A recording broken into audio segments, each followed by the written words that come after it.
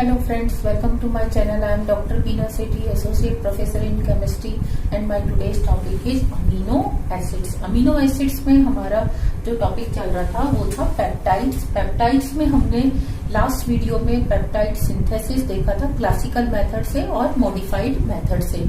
उन दोनों की ही जो ड्रॉबैक थी वो क्या थी कि वो टाइम कंज्यूमिंग थे और उसमें बार बार हमें क्या करना पड़ता था, सेपरेशन करना पड़ता था और यील्ड क्या आती थी, काफी कम आती थी। तो ये जो नया मेथड है वो क्या है, Merrifield synthesis of peptides. Merrifield synthesis of peptides जो है वो आरबी मैरीफील्ड ने 1964 में दिया था और इसके अंदर इन्होंने क्या किया था कि एक पॉलीमर को काम में लिया था। वो पॉलीमर क्या था, इस तरीके का कुछ स्टाइरीन का पॉलीमर था, सॉलिड था, इसीलिए हम इसको सॉलिड फेज पेप्टाइड सिंथेसिस भी बोलते हैं। Solid phase peptide synthesis. इसमें जो हम बनाते हैं पॉलीमर, उसके लिए हम 2% पैरा डाइविनाइल बेंजीन लेते हैं। जैसे ये डाइविनाइल बेंजीन था, इसका पॉलीमराइजेशन हुआ। 5% हम पैरा क्लोरो मिथाइल स्टाइरीन लेते हैं, यानी कि पैरा पोजीशन के ऊपर क्लोरोमिथाइलिन ग्रुप है। और 93% हम इस तरीके से स्टाइरीन मॉलिक्यूल्स लेते हैं। इनका जो पॉलीमर बनता है वो एक सॉलिड बेस होता है जो कि पोरस होता है और ये जेल लाइक होता है और ये सीड्स की शेप में हम काम में लाते हैं। ये पोरस होता है तो इसमें से क्या होता है कि जब ये अमीनो एसिड से रिएक्ट कर लेता है, इसके सॉलिड फेस के ऊपर जब रिएक्शन हो जाती है तो जो rest of the amino acid है जिसने रिएक्शन नहीं की वो परकोलेट करके नीचे सेपरेट हो जाता है। तो ये हम बेसिकली काम में लाते हैं। और इससे जब हम वो बनाते हैं पेप्टाइड सिंथेसिस तो उसके जो स्टेप्स होते हैं उनमें जो फर्स्ट स्टेप होता है वो होता है protection of amino group. As we saw in last video कि हम उसमें क्या करते हैं, टर्शरी ब्यूटॉक्साइड या हम दूसरे रिएजेंट काम में लाते हैं जो अमीनो ग्रुप का क्या कर देते हैं, प्रोटेक्शन। फिर हम उसके बाद क्या लाते हैं, रिएक्शन विद पॉलीमर। जो हमारा प्रोटेक्टेड अमीनो एसिड है हम उसकी रिएक्शन किससे कराएंगे, पॉलीमर से, इस वाले पॉलीमर से करेंगे। फिर जब एक बार पॉलीमर से रिएक्शन हो जाएगी तो फिर हम एक अमीनो एसिड उससे जुड़ चुका, अब हम दूसरे अमीनो एसिड की रिएक्शन उससे कराते हैं। और जब दूसरे अमीनो एसिड की रिएक्शन उससे हो गई तो अब हम क्या करते हैं, रिमूवल ऑफ प्रोटेक्शन ग्रुप। जो आपने प्रोटेक्शन ग्रुप लगाया था उसको हम क्या करते हैं, रिमूव करते हैं। तो ये आपका जो थर्ड और फोर्थ स्टेप है ये 1 by 1 क्या होता है, एंड टाइम तक हम चला सकते हैं। हमें अगर 124 अमीनो एसिड्स भी एक के बाद एक जोड़ने तो हम पहले क्या करेंगे, फर्स्ट स्टेप में अमीनो एसिड 1 से रिएक्शन कराएंगे, इसमें हम अमीनो एसिड 2 से रिएक्शन कराएंगे, फिर इसको हटाएंगे, फिर अमीनो एसिड 3 से, फिर इसको हटाएंगे, फिर अमीनो एसिड 4 से। लाइकवाइज हम क्या कर सकते हैं, 124 अमीनो एसिड्स की भी चेन बना सकते हैं।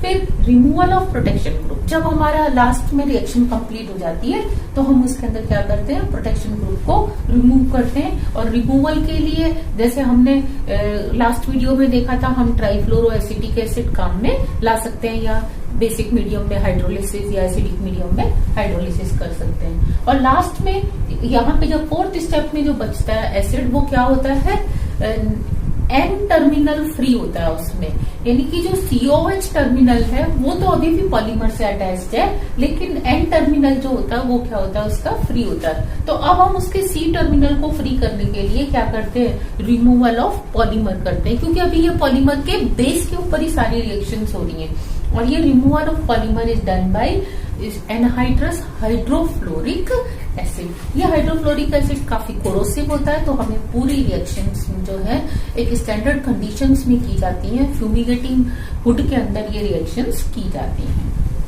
अब जैसे हम अगर इसका एग्जांपल देखें तो हम इसका एग्जांपल इस तरीके से देख सकते हैं कि आपने सबसे पहले क्या लिया, ये पॉलीमर बेस लिया जिसमें क्या है, CH2Cl ग्रुप है। ये पीछे इतने बड़े मॉलिक्यूल को मैंने एक ब्लॉक की फॉर्म में लिख दिया और साथ में मैंने क्या लिया, वो अमीनो एसिड लिया जिसका कि अमीनो ग्रुप क्या है, प्रोटेक्टेड है। यहाँ मैंने प्रोटेक्टेड अमीनो ग्रुप लगा रखा है और ये मेरा है A A1 अमीनो एसिड 1।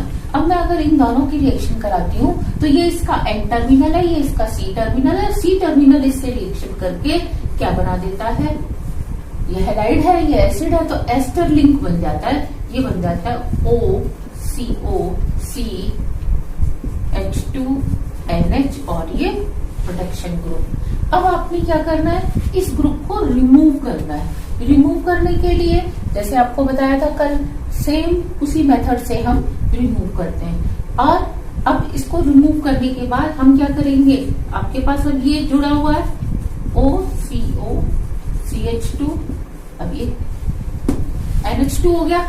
अब इसकी रिएक्शन हम दोबारा किससे करा देते हैं, एसिड से। तो यहां आपने क्या देखा,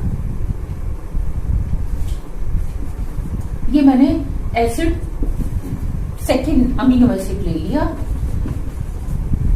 तो ये अब क्या होगा, इससे रिएक्शन करेगा। तो देखो N टर्मिनल क्या होगा, हमेशा बचता जाएगा। अब आपने यहाँ पे एक और एसिड से करा दी, एक और एसिड से करा दी, तो इस तरीके से क्या करते हैं आप 1 by 1 कराते जाते हैं। लेकिन ध्यान देना, जब भी आप नेक्स्ट अमीनो एसिड से रिएक्शन कराएंगे तो उससे पहले इसके ऊपर क्या लगाना पड़ेगा, प्रोटेक्शन ग्रुप। फिर आपको प्रोटेक्शन ग्रुप हटाना पड़ेगा, हटाने के बाद तीसरे अमीनो एसिड से रिएक्शन कराना पड़ेगा। तो इस तरीके से आपके पास क्या होती है, एक चेन बन जाती है, AA1, AA2, AA3, इस तरह से। तो अब आप इसका ये ग्रुप हटा के और लास्ट में आपको वापस क्या करना पड़ता है, ये पॉलीमर भी हटाना पड़ता है, जिसके लिए आप किससे रिएक्शन करते हैं, HF से, और आपको एक लॉन्ग चेन ऑफ पेप्टाइड मिल जाती है। यहाँ मैंने एक एग्जांपल दिया है, ये आपने ब्यूटॉक्साइड कार्बोनाइल से रिएक्शन करा के इसको क्या कर रखा है, प्रोटेक्ट कर रखा है टर्शरी ब्यूटॉक्साइड कार्बोनाइल से। और यहाँ आपने ये अमीनो एसिड लिया ग्लाइसिन का, ये आपने क्या लिया, पॉलीमर से इसकी रिएक्शन कराई, तो क्या बन गया, टर्शरी ब्यूटॉक्साइड कार्बोनाइल, ये NHCH2CO, एक तरफ क्या है, पॉलीमर जुड़ा हुआ है। अब आप क्या करेंगे, ट्राइफ्लोरो एसिटिक एसिड से इसको रिमूव करेंगे, ये जो आपने लगाया था प्रोटेक्शन ग्रुप। तो यहाँ से ये ग्रुप फ्री हो गया। अब फ्री होने के बाद अब आप क्या कर सकते हैं, दोबारा एक अमीनो एसिड की रिएक्शन करा सकते हैं। ये आपके पास बन गया, मैं इधर से लिख रही हूं CH2 OCO CH2 और ये NH2। अब ये एक अमीनो एसिड 1 क्या हो चुका है, इससे जुड़ चुका है। अब मैं सेकेंड अमीनो एसिड 2 ला रही हूं, जो क्या है, वेल प्रोटेक्टेड है प्रोटेक्शन ग्रुप से।